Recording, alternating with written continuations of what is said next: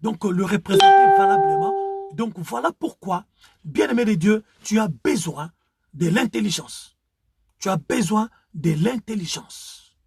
Bien-aimé de Dieu, l'intelligence s'acquiert. L'intelligence, ce n'est pas une option que tu choisis. Tu dis oui, je vais être intelligent. Et bien, du jour au lendemain, comme ça, un bon matin, comme par miracle, comme par enchantement, par un coup de bâton magique. Tu te lèves, tu dis, ah, tu t'aperçois que du coup, je suis intelligent. Non. L'intelligence s'acquiert. L'intelligence, ça se cherche. L'intelligence, ça se construit. L'intelligence, bien-aimé de Dieu, ça se veut. Il faut le vouloir. Il faut le vouloir. Voilà pourquoi, bien-aimé, nous voulons parler de cela. Alors, donc, pour cela, donc notre verset de base, nous allons donc le prendre dans le livre de Jean, hein, dans le livre donc de Saint Jean, Jean au chapitre 8, et dans un seul verset, donc le verset 32. Jean chapitre 8 au verset 32. 32 pardon. Qu'est-ce qu'il est écrit, qu'est-ce qu'il est dit là-dedans? La Bible nous dit ici, vous connaîtrez la vérité et la vérité vous affranchira. Dans d'autres versions, on dit, vous connaîtrez la vérité et la vérité vous rendra libre. Ici, bien-aimé de Dieu, la vérité ne consiste pas à une information, simple information, que tu dois donc connaître, que tu dois apprendre de quelqu'un, par exemple, qui vient de te dire, ah tiens, il fait beau aujourd'hui, hein, il va faire de 32 degrés, eh bien, donc toi, tu as cette information-là, eh bien, du coup, tu deviens libre. Non, il ne s'agit pas de ça.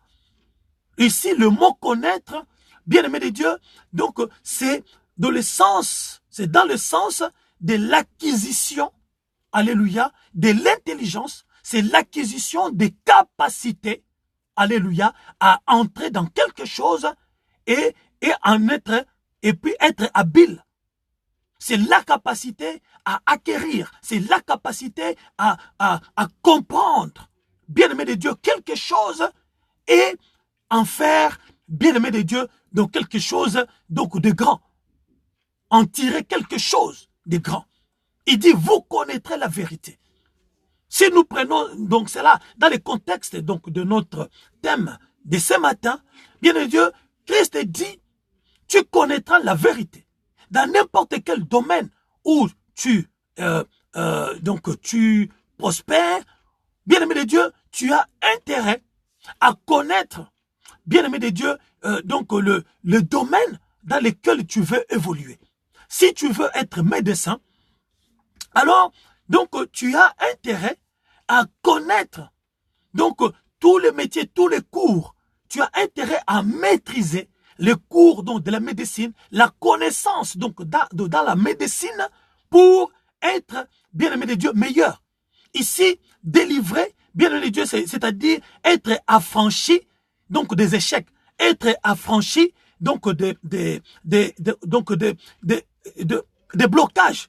Donc tu veux percer, comme nous avons l'habitude, je vais percer, je vais monter, je vais avancer. Bien Dieu, il dit, tu connaîtras la vérité, alors la vérité te fera percer. Tu connaîtras la vérité, alors la vérité te fera avancer. Tu connaîtras la vérité, alors la vérité te fera monter. C'est la connaissance, c'est l'intelligence, bien-aimé de Dieu, ou la maîtrise des cours, la maîtrise des connaissances dans le domaine où tu veux percer, bien-aimé de Dieu, qui fera que le barrage, le blocage, les limitations puissent être affranchis et toi, tu vas percer. Alléluia. Bien-aimé de Dieu, ne sois pas ignorant.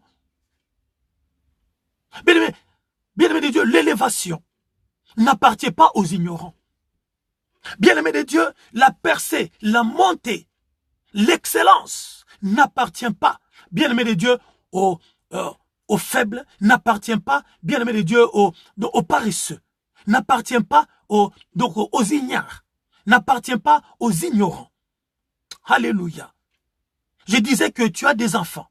Je disais que toi-même, tu veux être grand. Bien de Dieu, la pensée de Dieu, La mentalité du royaume, c'est la mentalité de la grandeur. La mentalité du royaume de Dieu, c'est la mentalité de l'excellence. La mentalité du royaume de Dieu, c'est la mentalité donc de la grandeur, de l'élévation.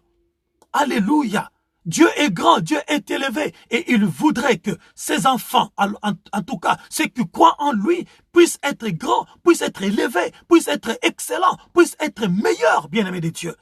Et la seule chose, alléluia, qui puisse t'amener à la grandeur, qui puisse t'amener à l'excellence, qui puisse t'amener, bien-aimé de Dieu, à la percée, c'est la connaissance.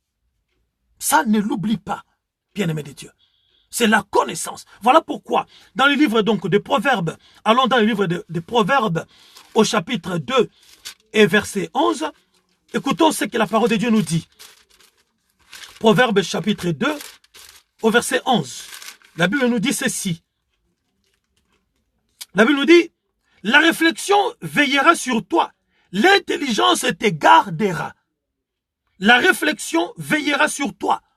Un homme qui veut percer, un homme qui veut avancer, bien-aimé de Dieu, c'est un homme qui doit être tout le temps donc dans la réflexion, tout le temps dans la méditation, tout le temps dans la recherche de la connaissance.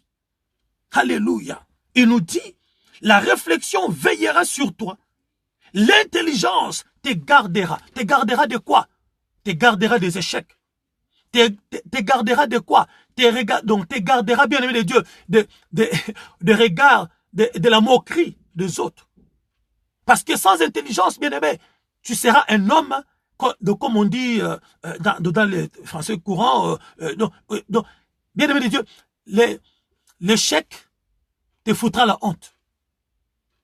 Le manque de l'intelligence, bien aimé, te mènera donc dans un mur. Te mènera nulle part. C'est pourquoi vous verrez que les gens qui n'ont rien à offrir, qui n'ont pas d'intelligence, alléluia, bien Dieu, souvent ce sont des gens qui sont violents. Pourquoi? Parce qu'ils n'ont rien à proposer. Et la violence est la seule chose par laquelle ils s'expriment. Ça peut être violence verbale, ça peut être violence physique. Il dit, la Bible nous dit que l'intelligence te gardera. Bien aimé Dieu, toi qui es en vacances, je ne sais pas ce que tu as fait donc de tes vacances. Pendant les vacances, tu as dit, oh, c'est les vacances, je vais aller me guindailler, je vais oublier donc les paperasses, je vais oublier les cahiers, je vais oublier les livres. Bien aimé, une erreur. Une erreur. Notre cerveau demande à ce qu'il soit renouvelé tout le temps, tout le temps, tout le temps, tout le temps. Demande à ce qu'on lui rappelle des choses. Même si tu es en vacances, tu ne dois pas être loin de tes cours. Même si tu es en vacances, tu ne dois pas être loin de tes livres. Alléluia. Même un petit moment. Même un petit moment. Jetez un coup d'œil dans tes cours, jetez un coup d'œil dans tes livres. Pour rappeler à ta mémoire ce que tu dois garder, ce que tu dois connaître. Parce que tu as un rendez-vous. Tu as un rendez-vous avec l'avenir. Tu as un rendez-vous avec ta vie. Il s'agit de ta vie. Voilà pourquoi, parents, tu dois encourager tes enfants, bien-aimés de Dieu, à se renouveler dans leur intelligence, à renouveler leur intelligence. Même s'ils sont en vacances, ne laisse pas les enfants tout le temps dehors, en train de jouer, parce que c'est les vacances. Non, laisse-le, ils vont avoir des moments durs. Il faut, bien-aimés de Dieu, c'est une fausse conception. Alléluia. Allons dans le livre donc des Proverbes 3, au chapitre 3, au verset 19, qui nous dit la Bible. La Bible nous dit, c'est par la sagesse que l'Éternel a fondé la terre, et c'est par l'intelligence qu'il a affermi les cieux. Alléluia. Encore une utopie. Encore un mensonge que les hommes utilisent pour dire, ah, les apôtres n'avaient pas étudié, Jésus-Christ lui-même n'avait pas étudié, alors il a fait des miracles, alors il a fait, alléluia. Mais ici, on nous dit que c'est par l'intelligence que Dieu a affermi les cieux. Dieu a l'intelligence. Alléluia. Et lorsqu'il a dit, créons l'homme à notre image, selon notre ressemblance, ça dit que créons l'homme, faisons l'homme qui soit comme nous. L'homme soit donc notre égal. L'homme soit capable de réfléchir comme nous. L'homme soit capable de l'intelligence que nous avons et que l'homme soit capable de créer, de faire des choses comme nous.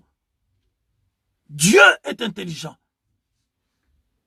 Alléluia. Jésus-Christ était intelligent.